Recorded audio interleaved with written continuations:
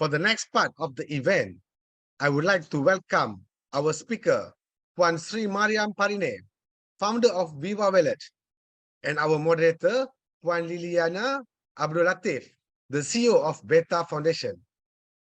Puan Sri Mariam Parineh will deliver her talk, Designing UX for Our Elderly and Unwinding Ageism.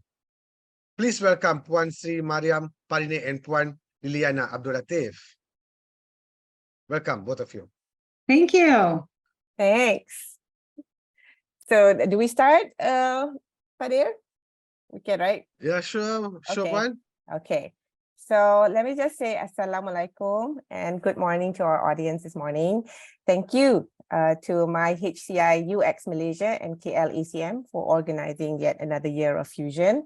My name is Liliana Abdul Latif. I'm CEO and co-founder of Beta Foundation and president of the New Entrepreneurs Forum. But in Bahasa, it's called Persatuan Usahawan dan Industri ICT Bumi Putra Malaysia. So it's really long, but I prefer to call it NEF, right?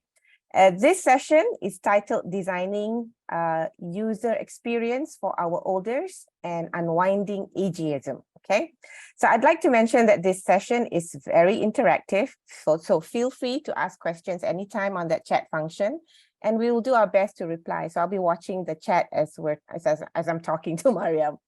So just a quick background. My day job is advising, consulting, and mentoring business founders, especially for technology-based businesses, yeah?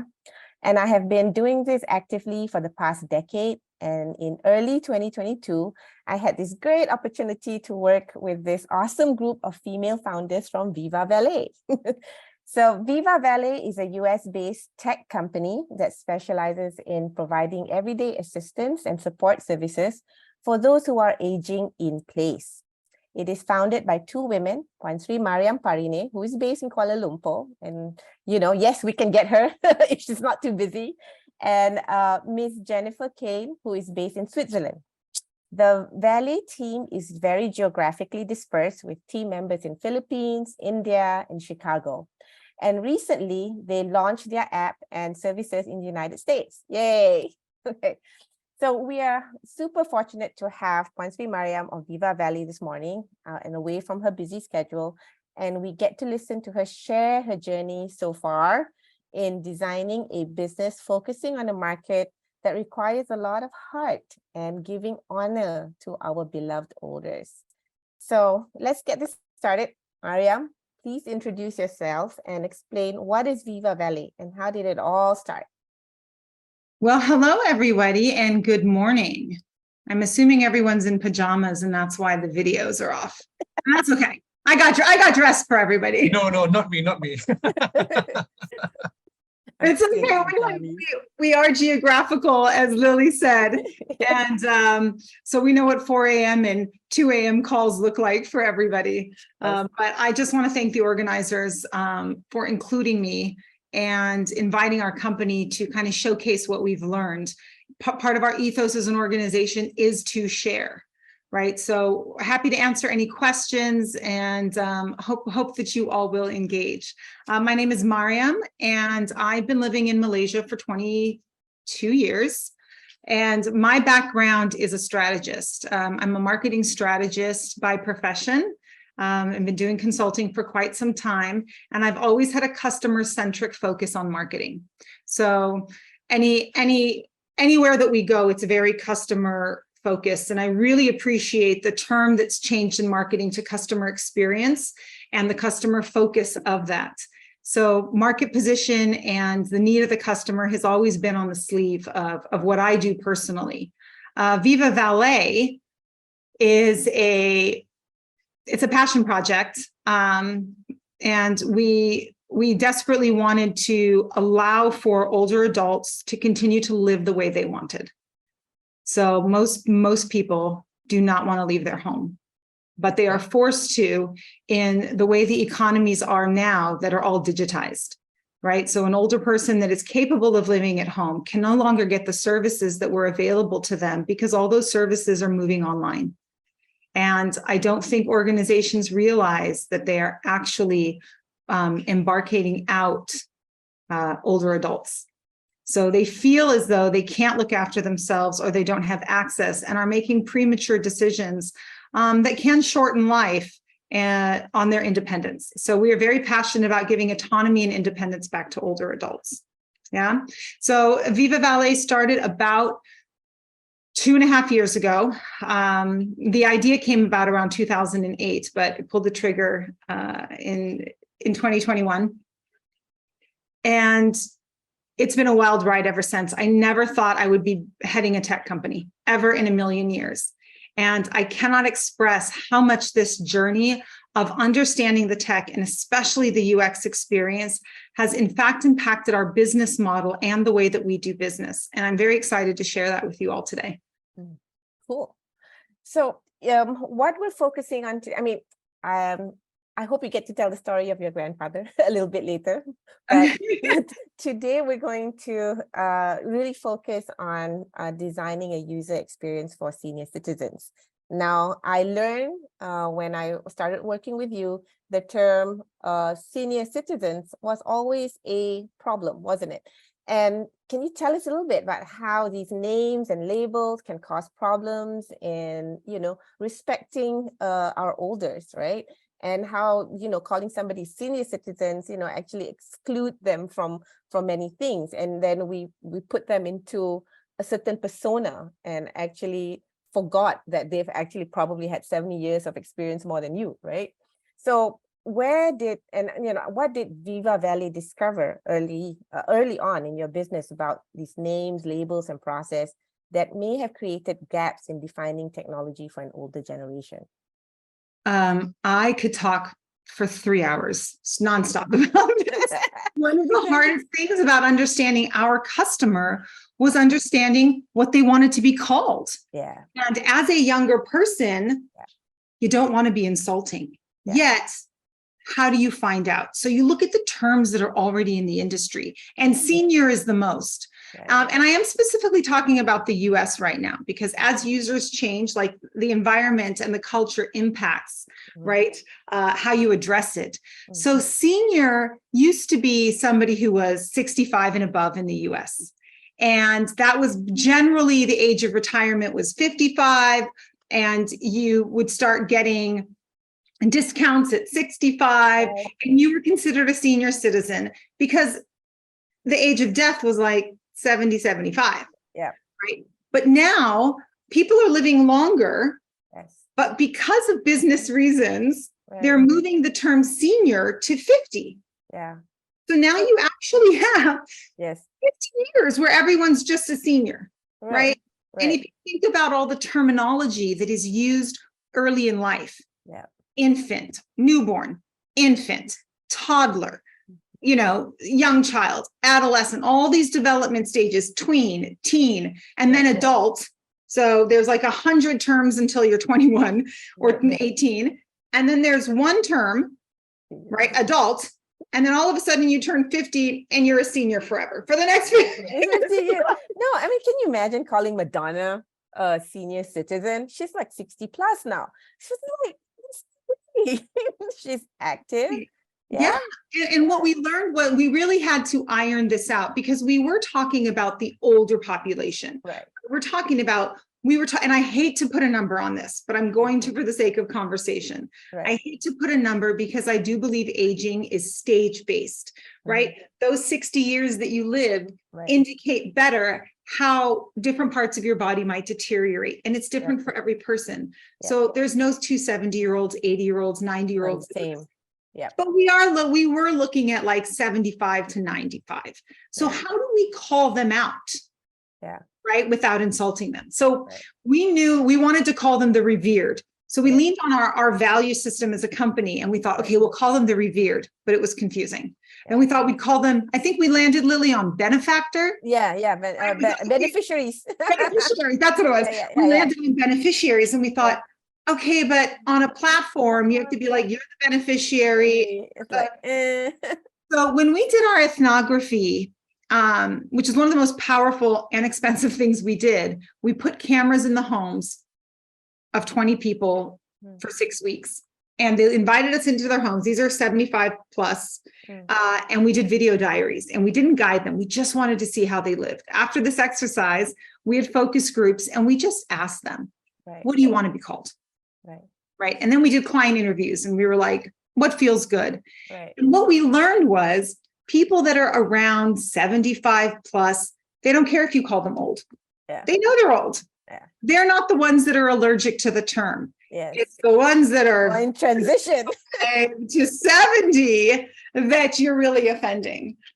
So we then thought, okay, how do we compare the two users on our platform, the older user and the younger user, in a way that made the older feel like what you wanted to become, not something you didn't. So we thought about varsity and junior varsity, right? We thought about olders and juniors. We thought about olders and youngers. We thought, is this going to be confusing? What we finally landed on after 2 years, folks, our olders. We added the hour in front of every time we use the word older on our platform to indicate people we love. And we always put a heart right behind it. These are our olders, and everybody else is an other. So that's what we actually landed on. And if you, again, ask the older adults, like when we asked them, what would you like to be called? One woman, I'll never forget, her name is Pat, and she said, not dead yet. Like that. What are you? I'm not dead yet. I mean, my husband's 92, right? And he knows he's old. He's actually, you reach an age where you're excited for each year you survived again. Right. So that happens for everybody, but we kind of see it around 75, where you're proud to be 76, right? Like when you were 10 and you're like, I'm 11, that stops somewhere around 25, doesn't it? And you're like, oh, don't let 30 hit me. Don't let 40 hit me. But somewhere around 75, you get excited again that you've made it to each additional year. So we try to celebrate that. And so we finally landed on our olders. And I love that you're using olders. Right. I use it all the time now. Because elders, I can't use it any. Elderly. We loved elder because it kind of has that Native American, Japanese, how we honored, but that's not how it's used. People think elder and they think wheelchair, walking stick, can't do whatever, what they can't do. And we really wanted to stay away from that. Cool. No, I mean, okay. I know this audience can be quite shy, but yes, Mariam's husband is 92. Love transcends age. They love each other very much. I see it. so for 16 years. So but he's also a kind of a test subject in the beginning. He's a big test subject, and he is very apt on the mobile phone as well. So while I didn't build this company with him in mind, like it was my grandfather, it's been interesting to have him test different things on the UI. It's been convenient, I should say. Yes, at least at home over lunch. Hello, darling. Can you test this out? Okay, so it was basically 2 years of background research. You mentioned it. You actually did the ethnography over 6 weeks? You mentioned, right? And there was this whole journey learning about the market, right? And our subject here, our olders, right? Before you actually build the business and the mobile. Can you tell us a bit about those early days, and what did you and Jen focus on? And what were some of the lessons learned that became your founding principles of creating Valley, the business? So great question. And I love to answer it. And I will say that Jen comes from big pharma, right? She comes from Roche and a healthcare background, my co-founder. So she went I'm all about market research. She actually went immediately to ethnographic research. And I think a lot of companies, or if somebody in my position would say, I've had a front row seat at somebody aging for 15 years, right? My husband from 76 to, I already know everything. But I had to get ahead of myself and go, you know what? That's one person. That's one person out of billions or hundreds of whatever, millions, right? Tens of millions. I would be remiss to make all these assumptions based on him and his needs, because he lives in a different country. So we launched this ethnography, I think it was in 8 cities, and 16. Yeah. So we wanted to make sure we were checking different parts of the United States. And these people were wonderful. And it was very expensive. I'm not going to lie. Okay. But what we learned walking away was that they were giving us, first of all, insight into how they lived and what mattered to them in a way they may not tell their children. So what we took away is that a customer may behave differently in front of a different audience than they are with themselves. And that was powerful to us. And we knew we had to protect that. Okay, we also knew that they would fiercely protect their desire to live at home. And a lot of times it's the children that are worried about something happening to the parents. So a lot of times they won't tell their children things that are happening because they don't want there was a woman who was that I remember who was had cancer and it was in remission. But during the ethnography, it came back and she sat and she said, you know, I'm going to tell you about this because I hope it helps you understand us so you can build a really good product. But I'm probably not going to tell my daughter because I don't want her to start telling me how to live. And she's drinking a bottle of Coca-Cola, right? And she's like, I don't want her to tell me how to live and I don't want her to do these things.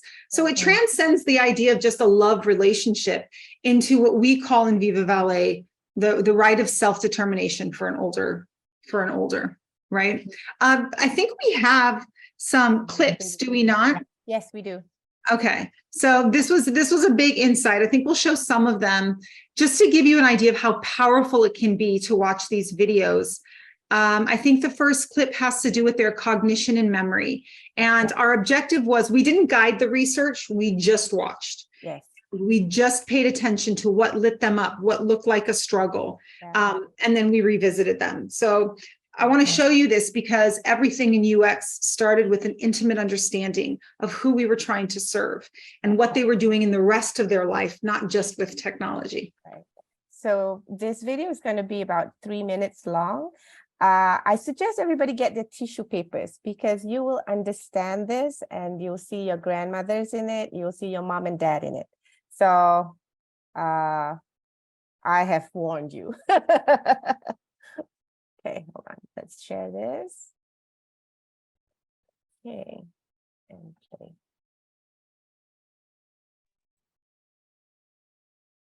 And as long as I'm realistic about what I can do and what I can't do, and that I get some of the things in my pale list, I'm a happy camper. I wake up every morning and I'm above ground. I go, yay.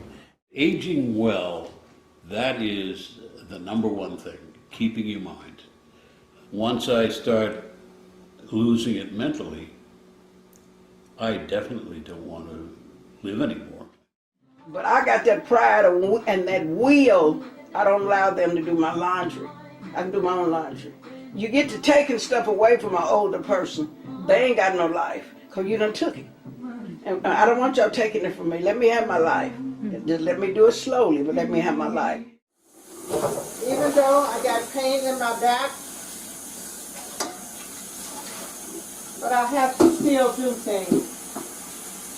I don't like asking people to help me.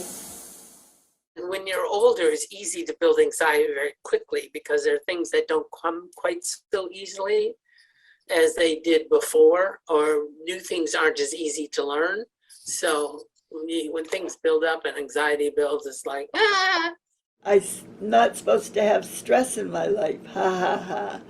Life is very stressful.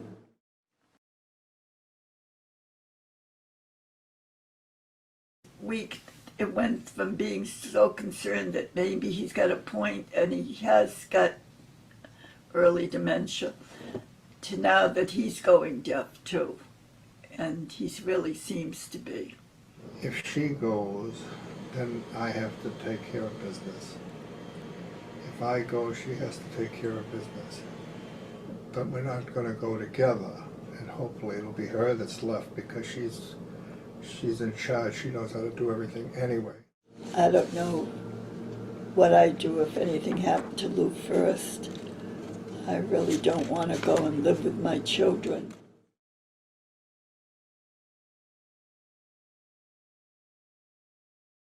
I just would rather stay home and just be independent as long as I can. And that's why I'm working on it now. And home is home. You know, that's the place you can do what you want to when you want to. I'm also not dependent upon anybody. I'm not dependent on my children. At some point, I will have to be more dependent upon them. But for now, I try very hard not to ask them to do things.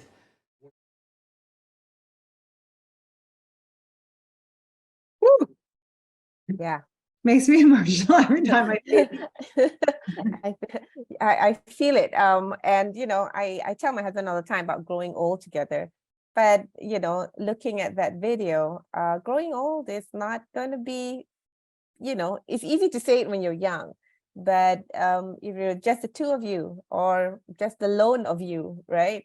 And you're gonna need help physically. What do we do, right? So What do we do? What do we do, right? And that's where that journey for Valet, I guess, really started, isn't it?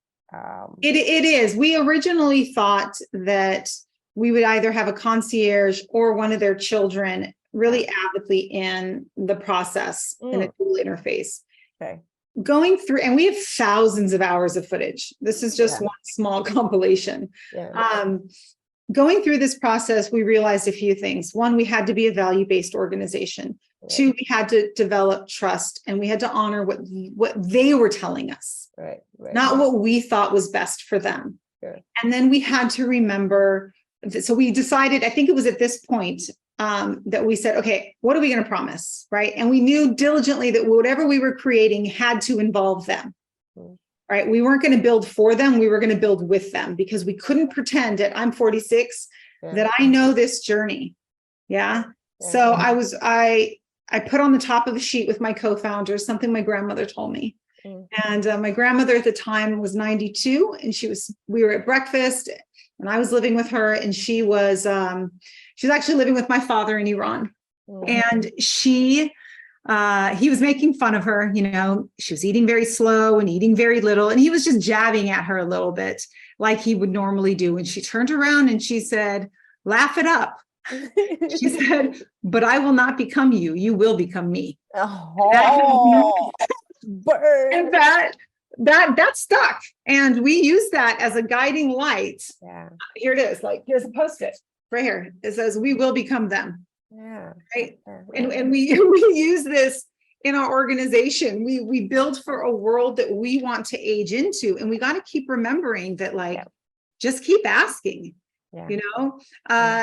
Dr. Zulfi said at the beginning, it's the curiosity. Yeah. Do you have our promises? I'd love to show you how we went from here to the promises, because it really affects our UX and how we chose to execute. This is a day one promises. Yeah, so this is what we decided after, you know, understanding this part about ethnography, is that we will support their desire to live in place on their own terms, not on our terms, not on what we think is best. We promise that our service providers will be trustworthy, so we'll have to vet them. Yeah. We will not trick them into being our customer. Right. We promise to be transparent and upfront. Some of those promises you'll see come later in clips we'll show you, I think, on technology. Yeah. We promise to treat your older the same way we would ours. Yeah. We promise to work for and advocate for you. Right. This is why we charge the customer. And this is more about our business model and why we don't take commissions. And we work on a strict subscription model to ensure we have one customer. Right. And it's just our older adults. Right. We promise to engage and develop tech for our olders with them in collaboration. And we promise to continue to learn how to better serve the needs of our peers and our olders. So the key principles were transparency, safeguard and non-predatory behavior, and value alignment and elevated service. Yeah. Those have turned forward facing. I think you've got another slide here. Yes, we do. So if you look on our website today, it's a bit further down. I think it's slide 5. Yeah. Yeah. If you look on our website today, this is what we show. We show that we promise to have trusted partners, honor and respect, inclusive design. And what we don't practice is hidden cost, predatory fine print. Like, this is what, you know, this is how we carry those forward to the customer. Right. So that was a big takeaway from us from that part of the ethnography. Yeah. Yeah. So establishing trust, right? Giving honor and respect, and then really challenging this word inclusive design. Which leads me to my next question, right? So you didn't consider yourself a techie founder. And in the, I mean, especially in the early stages at least, and you brought in outside help in the form of a UX team. In fact, she was working with a Malaysian-based UX team. They're based out of Langkawi. You might know, I think this group might know Stampede, actually, Stampede Langkawi. So that was the first time Vale went through a UX study and a UX workshop. Hannah, how was that experience? What were the key takeaways? The UX team was also a very young bunch. so there was the olders that you had to learn from, but also educating a very young UX team on how to deal with the olders. So how was that?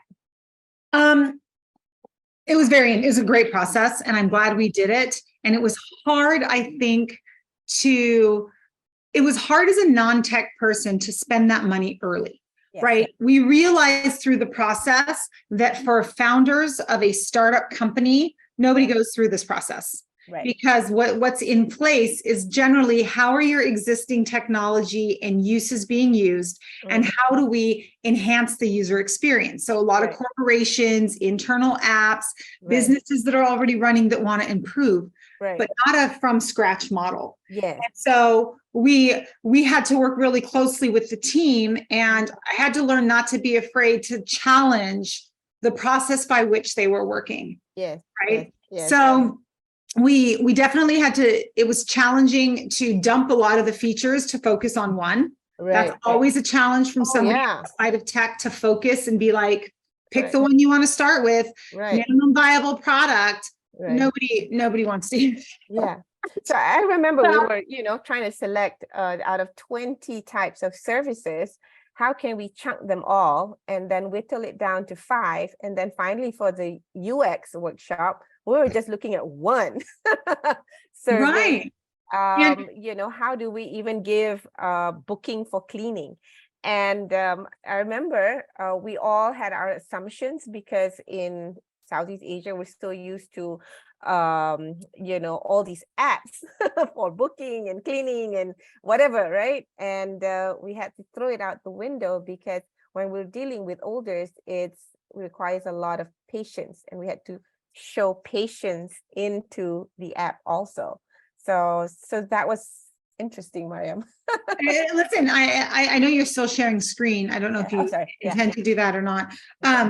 I will say that these are the things that I really learned, and I'd love to share how a successful UX process can actually help a business owner identify if there are gaps in their business, or instead of just plowing through it, kind of reevaluating like the bigger picture, right? Again, as a startup, we were able to do that.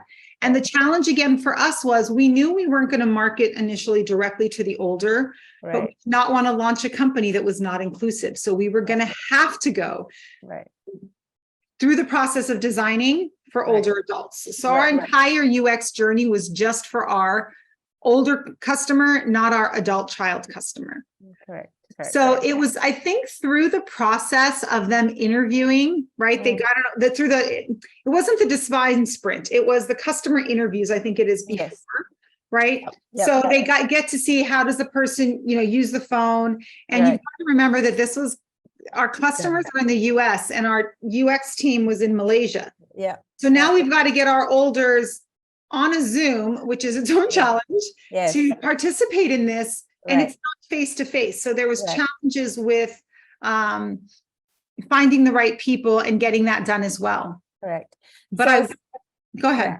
No, so I'd like to add to the team, because you guys are all looking at user experience study and tools, right? So what we found out, there's a lot of things in our own process that requires changing, especially if you're trying to do remotely and dealing with people who are not used to technology. So we assume, they can use Figma prototype, they can use, but we need to see what they do in the Figma prototype. Can they record?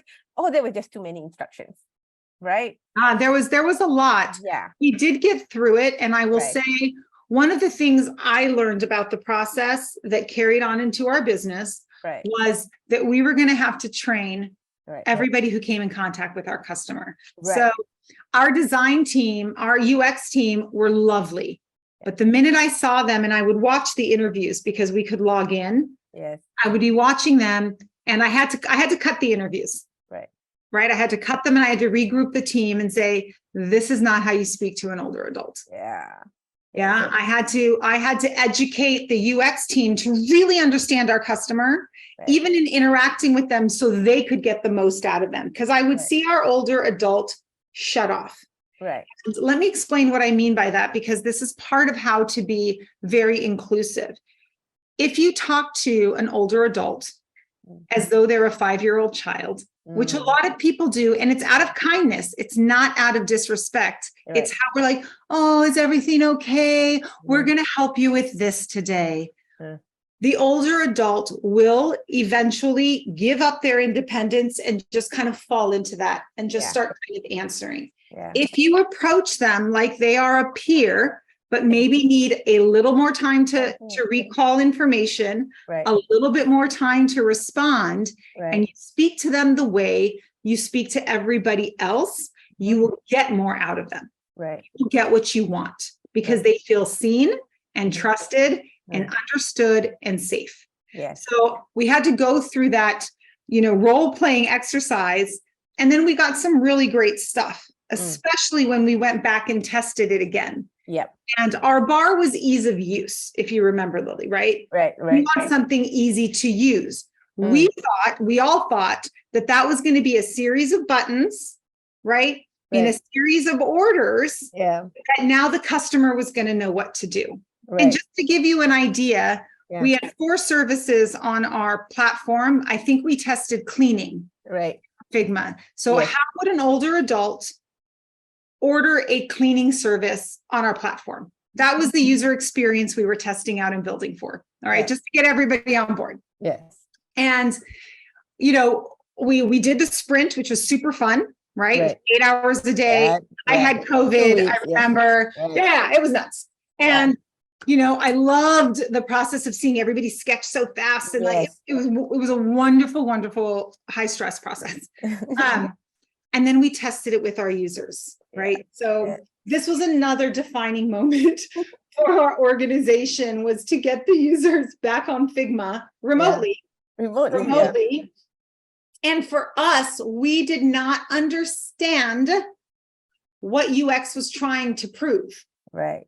UX, you guys understand it for yourselves, but as an Right. outsider to this process, I was Right. like, how What do you are we do trying that? to do? Yeah. Like, where's the measure? Where's the bar? So Right. I do think there's a gap between product owner Mhm. and UX team of Yeah. really understanding the process. Right. So I would say UX business in general needs to understand the product owner more, not make Yeah. assumptions about what they do or don't know. They Right. need to be a little better lingo, right? Right. So we made this process as simple as possible. We put up 2 different cleaners, cleaner A, cleaner B. These are the different prices. Right. Remember, this is what they had. And we Right. let them go through like signing up and choosing and scheduling. Right. And in watching these in the end, what we learned was, while clicking the stuff was easy, they were all stuck at which cleaner to choose, Mhm. which to me said, we're not making it easier. Mhm. They're still having to go, am I making the right choice? Right. I don't want to Who is make the wrong this choice. person? Yeah, are they good? Because Yeah. we were saying we vetted everybody, but now we're giving you a choice of 2 based on your area, Right. right? And that wasn't easy for the older adult. Right. So we made the business decision in that moment. Yeah. My founder and I sat down and we said, how do we make this even easier? And it wasn't a UX decision, actually. It was a Right. business decision. Right. And the business decision was, we wouldn't give them a choice. We would vet the cleaners. We would fix the price. We Right. would train and protect and really vet who the service provider was going to be. All the customer had to do was trust us. Right. That was the one choice they had to make, was trust us and you don't have to make another decision. And that was a very powerful pivot for our business model. We went from a company that wanted to launch countrywide to a company that had to get hyper local in one neighborhood and find cleaners from that neighborhood and train cleaners in that neighborhood. Right. It was very powerful. It was very powerful. Right. So I wanted to summarize that because I was, helping you out with the business model. And I came from an experience of handling, aggregator platforms like, Shopee and Kaudim, right? And that business model required as many vendors as possible, right? And you charge the vendors to come in, right? And it's the same concept, except, here we are aggregating people, but then we realize we don't need to aggregate everybody because the service of Valet was really to vet and make sure that these people are really good and up to a standard. And therefore, within a geography, you don't need that many vendors. You only need one or two, in each sector that these orders already trust, right? Therefore, telling them to choose between two wouldn't make a difference. It's just, okay, these guys can give these kind of sub-services, right? Or additional services. And these other guy do slightly differently. Which one? Then it'll be making it easier for people to choose. Yeah. Yeah. So it's not a seemingly UX like outcome that people think of, but we never would have gotten there without it. We would have rolled out something, we would have confused people. And it was probably the most powerful takeaway. That and learning that we needed a lot of white space and very simple call to action on each page. No, it's Asian has a lot of, bling and discounts and point gamification, and that all had to go out the window. Personally, for me also, my second takeaway from that is learning that you cannot assume that on a mobile phone, right? Holders want to have 2 or 3 decisions. We have to make what we call patient design, patience, not patient, but patience, whereby there's only one decision that they need to make per screen, right? And now I heard you call it easy mode. We do. Can we have a look at it? Yeah, we can. Would you guys, would the audience like to see what easy mode looks like right now in our MVP? Let's see if we can get some hands up. Right. Okay, let's have a look at it. Yeah. So our service area, I think you can enter 6004. Okay. So let's go to the cleaning model. Yeah. 600. No, 1 more 0. Sorry, 000. Apologies. All right. You have to hit cleaning. The cleaning. Okay. Right. Okay. So for so this is the regular mode. So you can see all the decisions are on one page, right? Scheduling, how many bedrooms and baths. Add-ons, you have a drop-down screen. Right. The fact that we have our pricing, as you can see, fixed and very transparent all along the way, this came from our promises. Right. So this came from our promises. Right.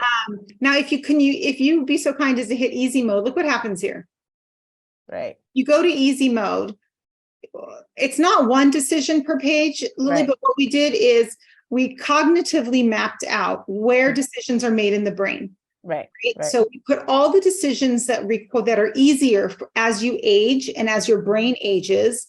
So this is recall, right? You know how many bedrooms you have, you know how many bathrooms you have, you know you have a basement. So this is really easy information to access for an older. So we wanted them to get some easy wins in first. We wanted to encourage them along the process.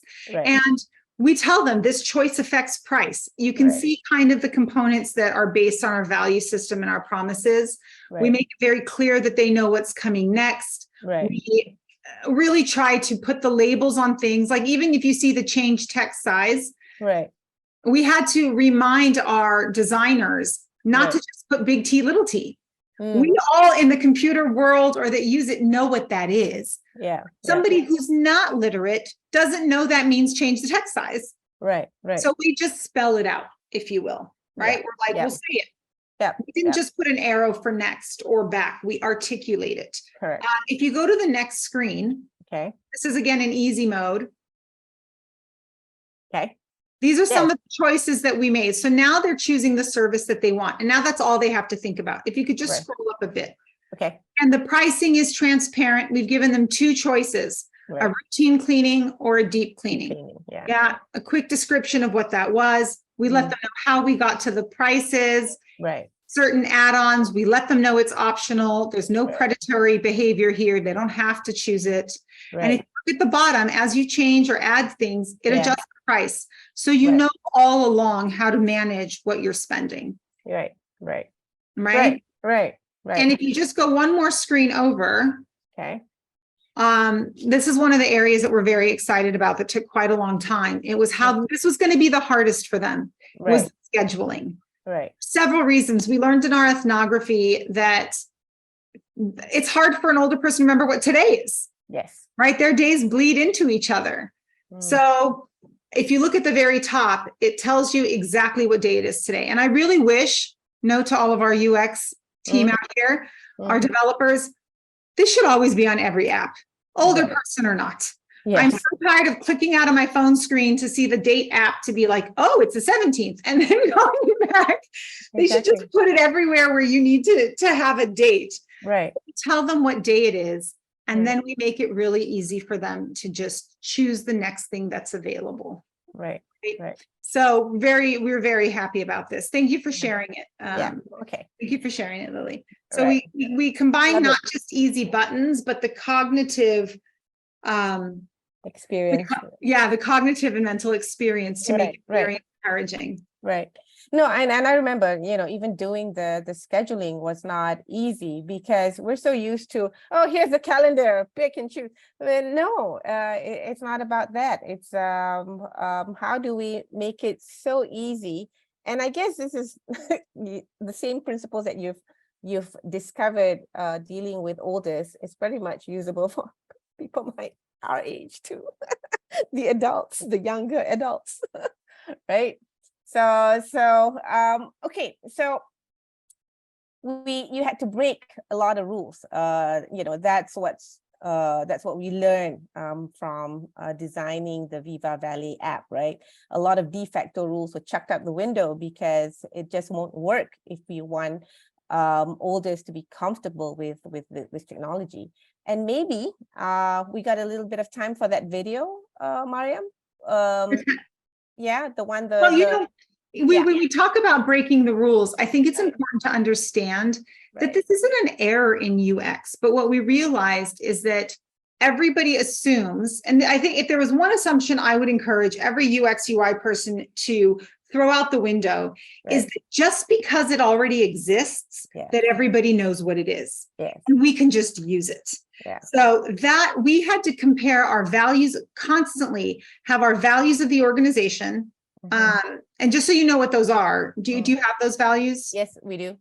So we realized that we had to get very clear and upfront about our promises and our values. So even when we went to our developers, we were like, we hear you saying this, we're not going to do it because it violates our value. So we're trustworthy, we're candid, we're encouraging, we're assuring, we're enthusiastic. And you'll see this as you even do our booking. It's like confetti, you're like, success. We want to get the wins in early. This is our personality. Actually, if you go up one. These are our values. As an organization, these are the values that we make every single decision by. And this affects our design, right? This affects the interface that we put in front of our users and the community at large. So when we approached things like, and I will say that the hardest one was the non-predatory behavior. There is a lot of things built into design that's meant to like collect data, drive them to spend more, right? So it's like, I remember, Lily, you and I had battles over the recommending badge. Yes. Do you want to talk about that? I mean, audience, Lily and I had battles over We did. You'll be happy to know I won. Yeah. And but the thing is, it had to be, we had to have that battle, right? Because we had to be sure of our decision, right? And then we realized that everything we do, every single page, every single word chosen was coming back to those founding principles and values. If it's not showing inclusivity, if it's not expressing safety and transparency, then it's not the right choice for the user interface or the user design. Yeah.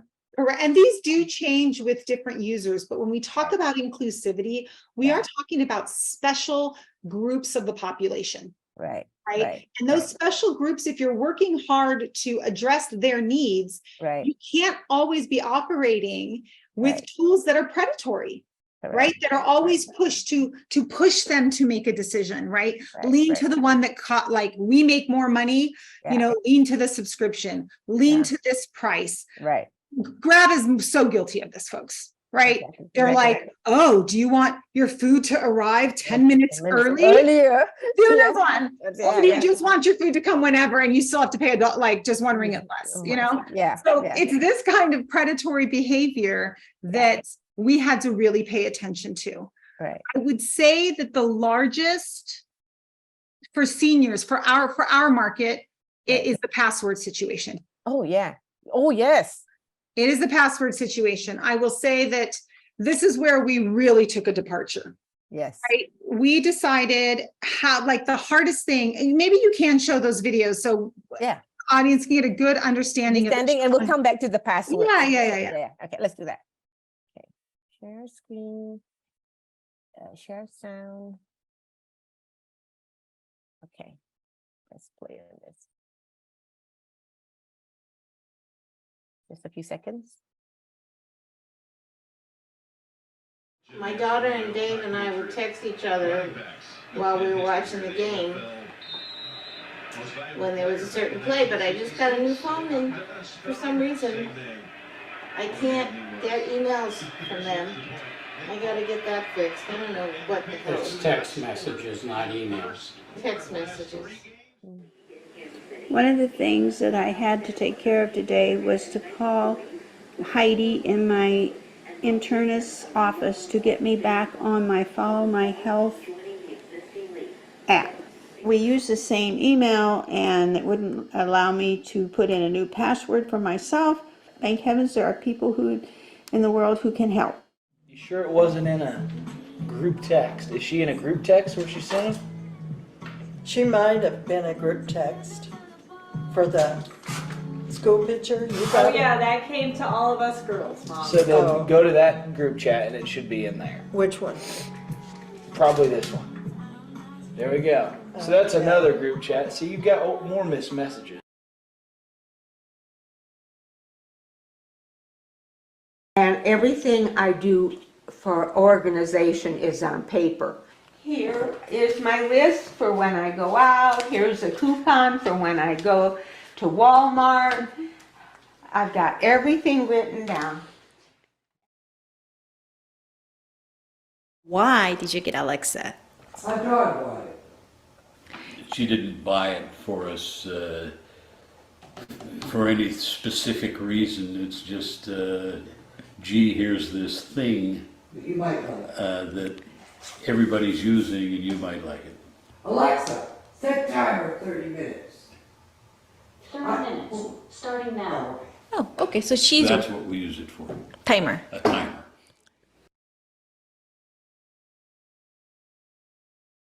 So she tries to give me technology. I mean, I didn't pick this out. She picked it, decided it was a good fit for me.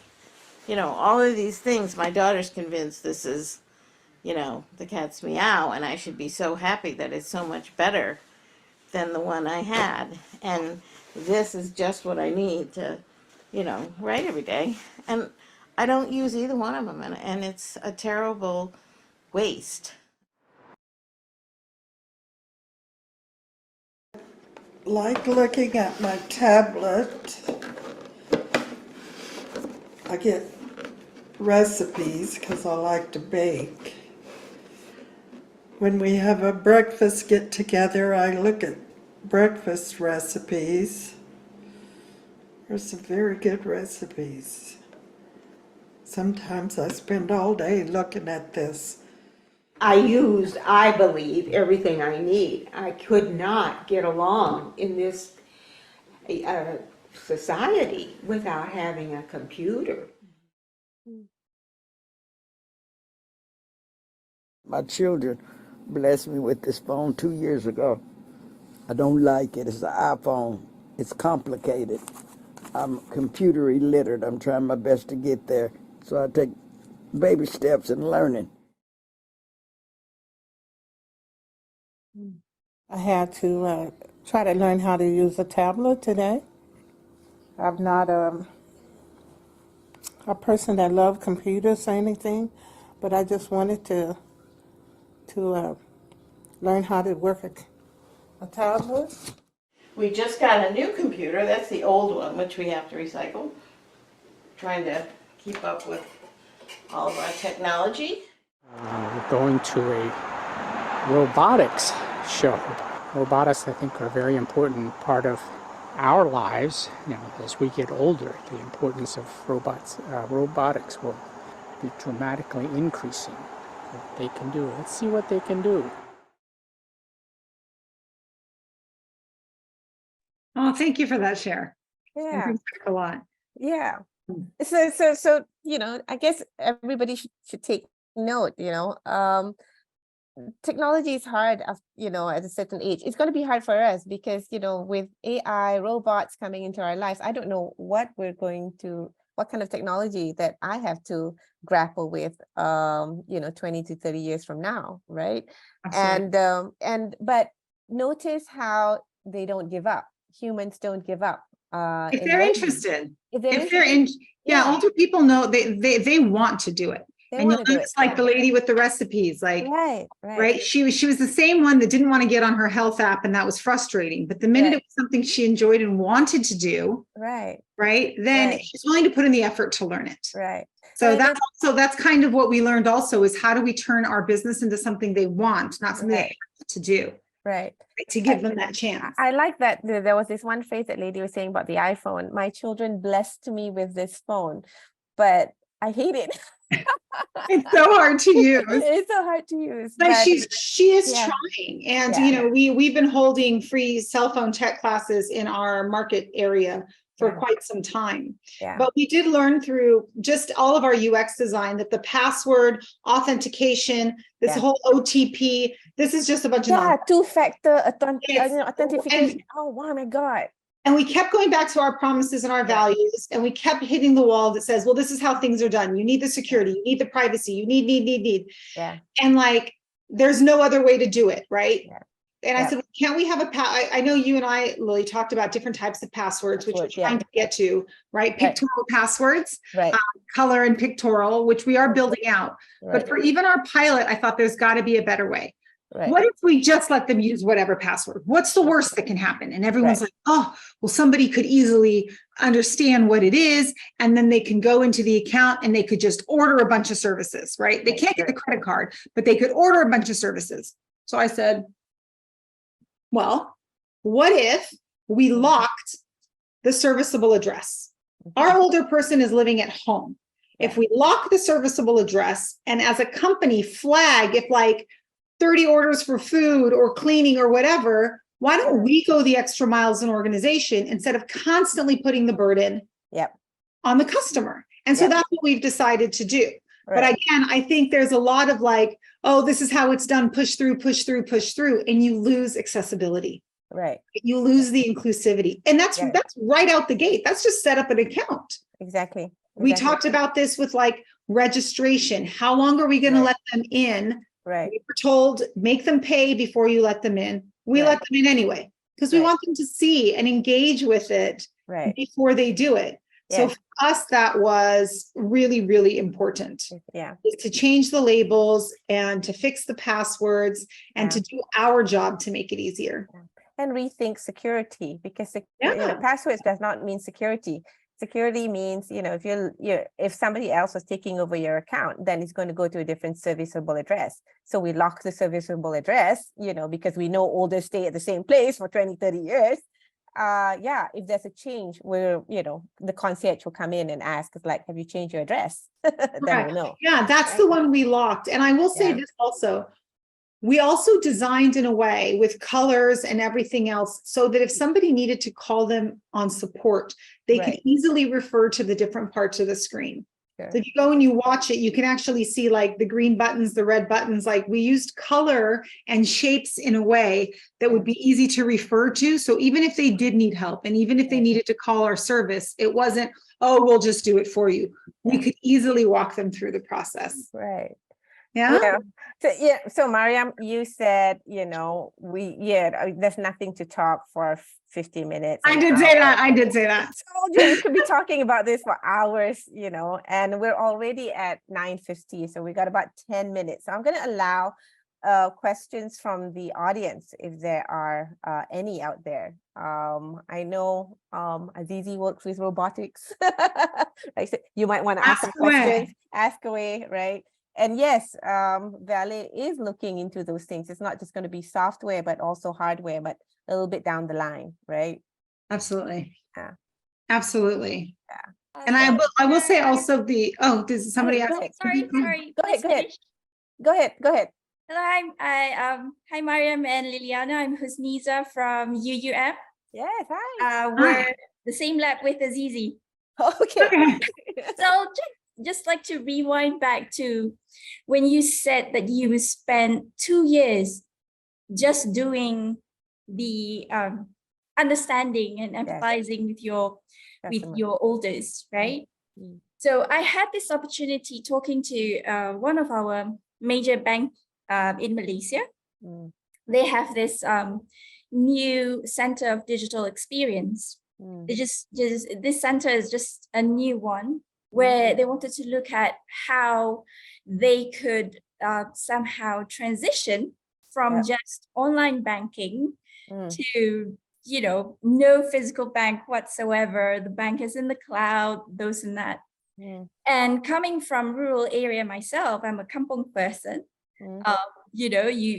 When your parents freaked out when they just, I don't know why, they just lost my WhatsApp, my name on the WhatsApp list, and then they just called.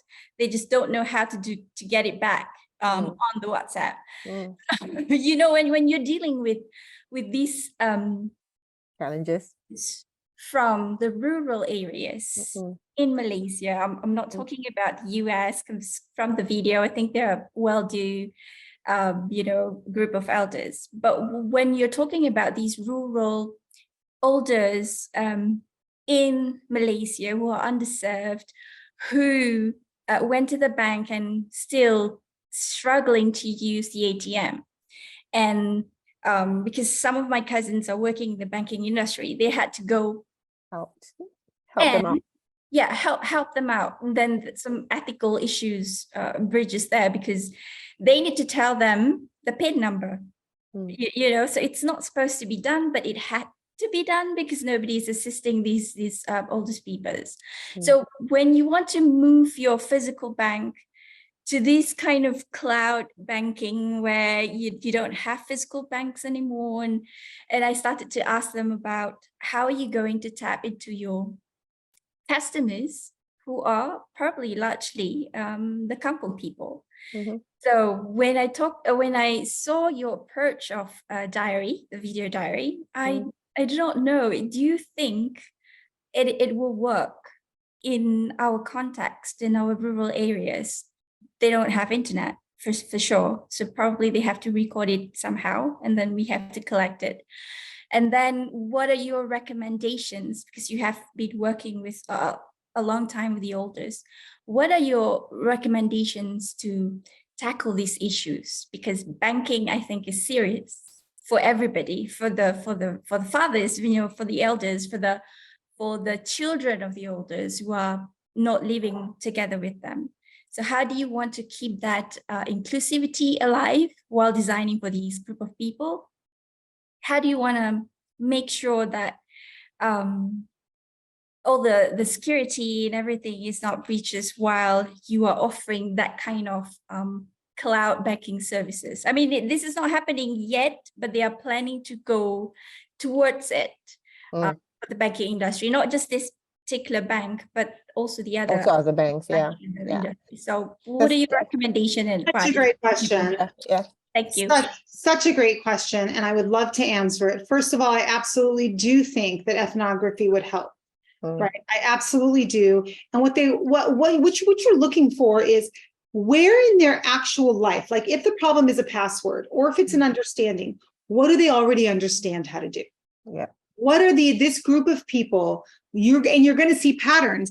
Is it that they do know how to WhatsApp? Is it that they do know how to turn off their phone and turn it back on and dial They know how to use the or extra. Maxis code? Yeah. What is it that they already are interacting with that makes sense to them? And then you try to mirror that. That's the first thing that I would recommend, right? The second thing for all olders that I would recommend, and I told, or anybody not familiar with a level of technology, is we have to stop frequent updates. There is nothing more violating to trust than an update that changes what they've already learned. So I've already told my team, we're married. We are married to the outlay that we are doing. So we have 4 buttons. Later, we're going to have the same 4 buttons. They might do more things, but the way they access us and where everything is going to stay like this forever. Yeah. Right. We're going to have to get smarter and figure it out on the back end. It cannot just be like, oh, we think this is great. Now everybody gets to learn. You all know what I'm talking about with the updates. Okay. It's horrendous. And that to me is the biggest violation to somebody who's worked hard to learn one technique, one skill set, one access on a technology platform, and then you pull the rug out from under them. Right.